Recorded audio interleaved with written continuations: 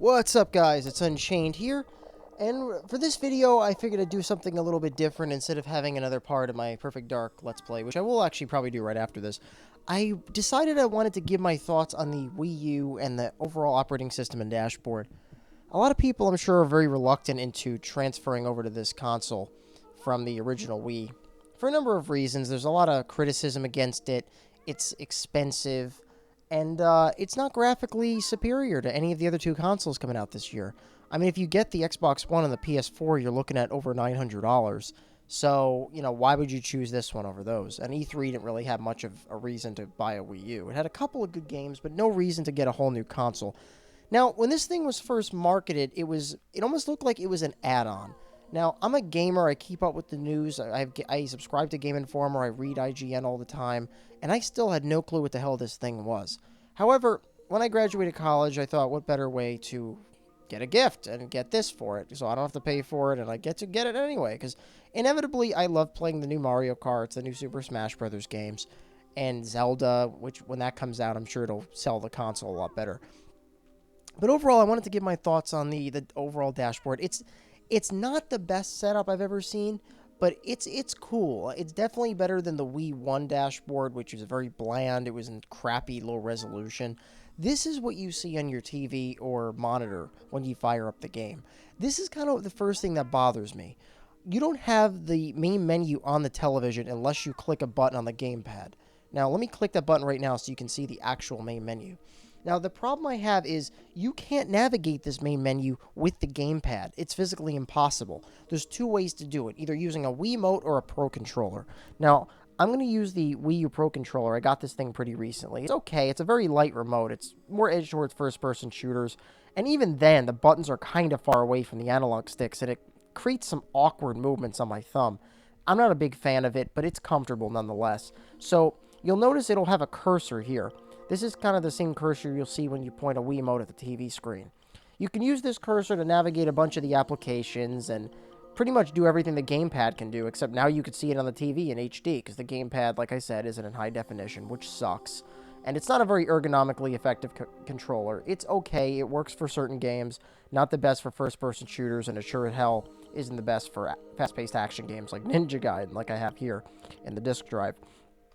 I'm going to start off by showing you guys the Nintendo Eshop, and you'll notice that it takes a very long time to load things. I have the most recent Wii U update. I know when the console first came out, it was even slower, and it took anywhere from, I think it was 15 to 30 seconds to load anything, and that's atrocious. Like, in next-gen consoles, we expect instantaneous transitions.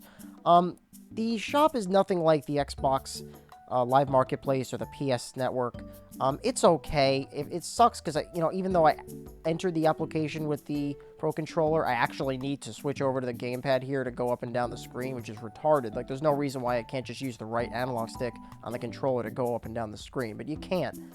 So, anyway, there really isn't much. I mean, it shows updates. Every week it puts something, like now it's got something from Comic-Con, and it's got a new Nintendo Direct as of like a week or so ago. And there's this one section where it shows you right here where it's like new games. You can download demos, applications, indie games, things of that nature.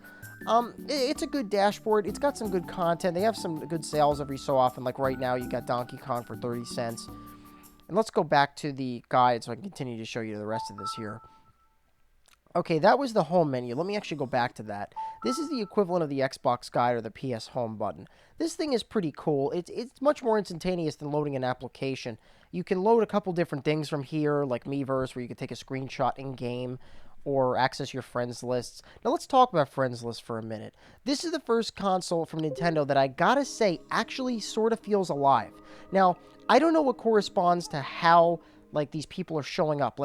What determines who is showing up in this screen or in my games? Because a lot of games have certain me functionalities, like Zombie U. There'll be certain messages that'll show up in my game, and every so often there'll be an infected player that I need to kill and get their gear.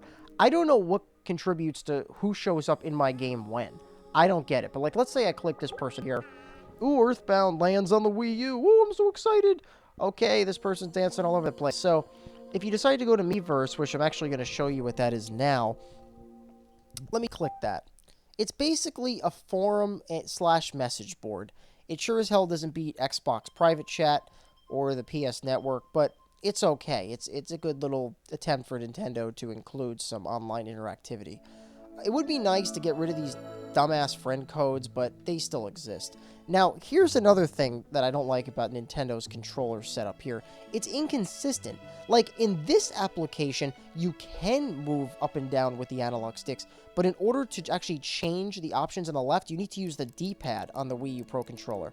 Like, it's just so inconsistent. Like, it would be nice if I could just do everything in this console using the same controller.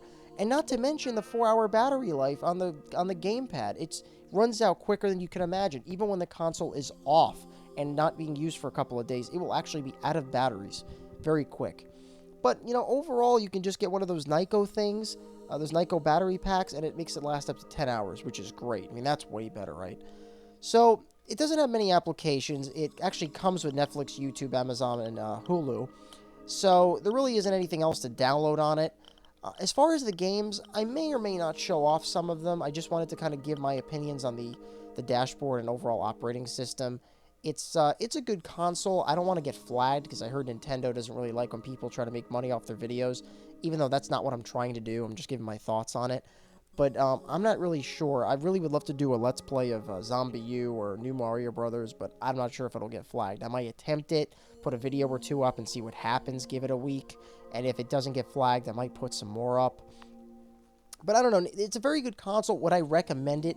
Yeah, I would. But I'd personally say go on eBay and try to get a pre-owned one for a cheaper price. Some people actually... Like, I got this one. This is my 32 gig edition. It's the black one. It comes with a bunch of accessories like the charging cradle, the stands, and all this crap. And Nintendo Land even comes with it. It's 8 times the memory. I think it was like either a 4 gig or a 32 gig. It was like a no-brainer as to why to spend $50 more and get all the features. But it's a good console. If you spend like $350 on eBay, you probably can get a couple of games with it. It's definitely way better than the Wii 1. It's really what the Wii should have been. It also makes it kind of difficult for me to love the console, because it always feels like Nintendo is lagging behind the competition. I mean, this is their first console with high-definition graphics. It just seems like they're behind. Even the GameCube had 480p progressive scan. There's no reason why the Wii 1 shouldn't have had 1080p, and this shouldn't have been, like, basically Xbox One and PS4's competition. But nonetheless, it's a good console. It's pretty slow. I mean, to load standard applications, it probably takes about 10 seconds, as you'll notice right here. I'll try to load something as simple as the settings menu. You're going to be staring at screens like this a lot, and a lot of the games have really bad loading times. But overall, I mean, it's a good console. If you're a big fan of games like Super Smash Bros., Mario Kart, Mario Brothers, and Star Fox and Donkey Kong, I'm sure all those big games will eventually come to this console. It's a great, great unit. I mean, I think the Wii 1 was more successful as far as sales numbers are concerned. Overall, I think it's good. I think I definitely recommend getting it. If I were to go back in time, I would still get the console. But I really wish they would do better integrate online functionalities. They need to get rid of friend codes. They need to have a better friends list system. And they need to encourage people to want to play online. I gotta say, it is free, though, so it's the only console that actually doesn't cost anything to play online. So I'll give it that. I'll give it props for that. And that's pretty much all I had to say about that. Thanks for listening.